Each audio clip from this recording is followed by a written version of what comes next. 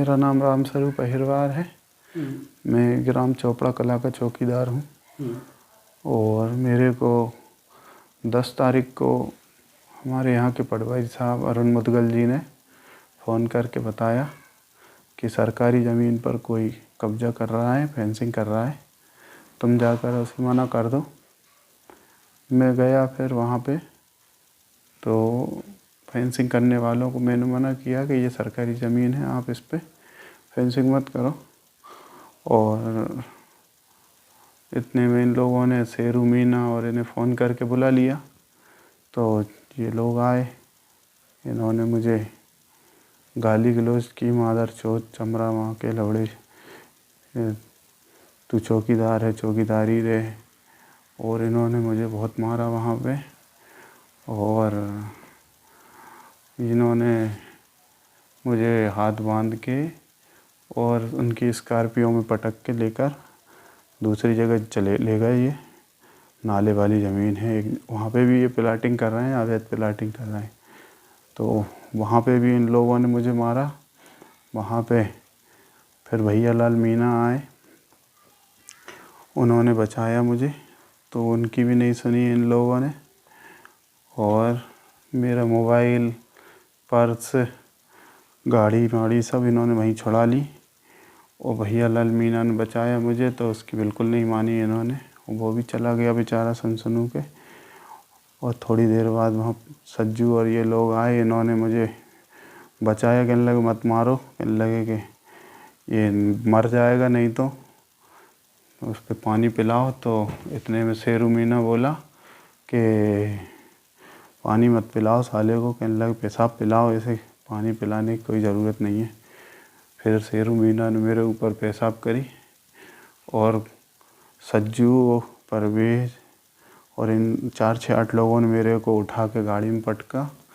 सज्जू की गाड़ी थी, उसमें उठा के और ये मुझे संजीव नगर लेकर गए। वहाँ पे भी मारा मेरे को, बेहोश हो गया मैं। तो बेहोशी में इन्होंने मेरे कपड़े बदल दिए और मैं लगभग 2 घंटे तक बेहोश रहा।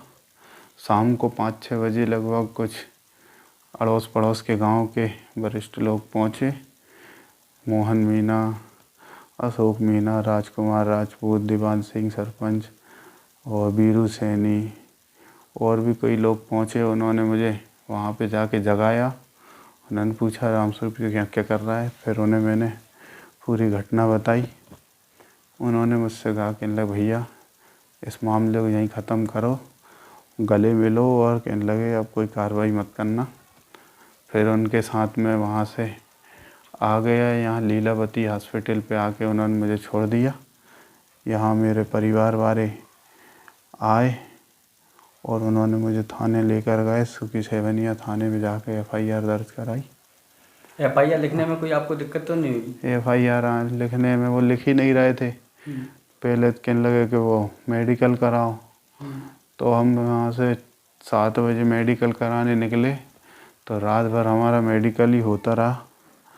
और बाटल चढ़ी और एक्सरे हुए, CT के स्कैन हुआ, हार्ट की भी वो हुई, पैर फ्रैक्चर हो गया तो पैर का एक्सरे हुआ, पट्टा चढ़ा। रात भर लगभग 4 बजे रात तक हम हॉस्पिटल में ही परेशान होते रहे। फिर 5 बजे रात को यहाँ आए, थाने आके उन्होंने FIR दर्ज करी और फिर हम घर आ गए। मैं थोड़ी देर बैठा, उसके बाद मैं सो गया। तो 10 बजे तक मैं सोता रहा यहाँ पे घर पे। 10 बजे फिर SP साहब आए। SP साहब ने पूरे दिन मेरे को घुमाया, ये मौका बताओ, वो मौका बताओ। मैं कह भी रहा हूँ कि साहब मेरा हाथ पैर दर्द हो रहा है। SP साहब का नाम क्या था? SP नाम मालूम नहीं है मेरे तो जो SP साहब और मैडम आपके संबंधित क्षेत्र के संबंधित जो SP थे, उन्होंने आपको पूरे क्षेत्र में आपको मतलब घायल अवस्था में घुमाया, ना कि उन्होंने उपचार कराया आपका? नहीं, कुछ नहीं। मैं कह भी रहा हूँ कि साहब मेरी तबीयत ख़राब हो रही। कहने चुपचाप बैठे रहो। कहने लगे हम तो पूछताछ कर रहे हैं, बयान लेंगे। फिर उठा के हम वहाँ पे, यहाँ ये मौका देखना, वो दूसरा मौका। फिर मैं संजीव नगर गया, वहाँ दिखाया।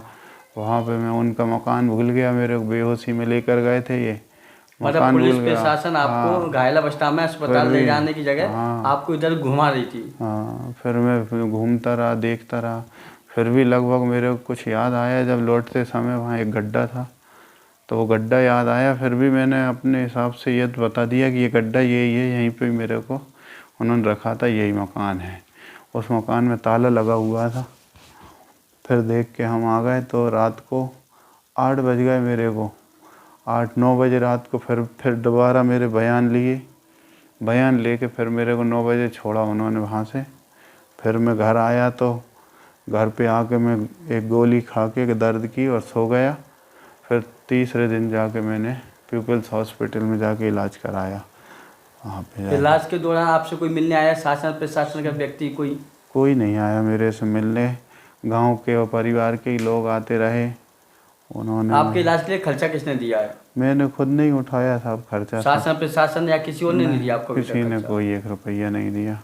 जो भी आरोपी हैं उनके नाम क्या क्या हैं? आरोपी है, मुख्य आरोपी है शेरू मीना है, जो कुछ भी है, सरपंच पति है। और बहुत सरपंच पति किस सरपंच? उसकी पत्नी सरपंच है। किस पंचायत की सरपंच? ये सी ग्राम चोपड़ा कला की सरपंच। हाँ, वो पूरा काम, वो तो कुछ जानती ही नहीं है, पूरा काम यही करता है।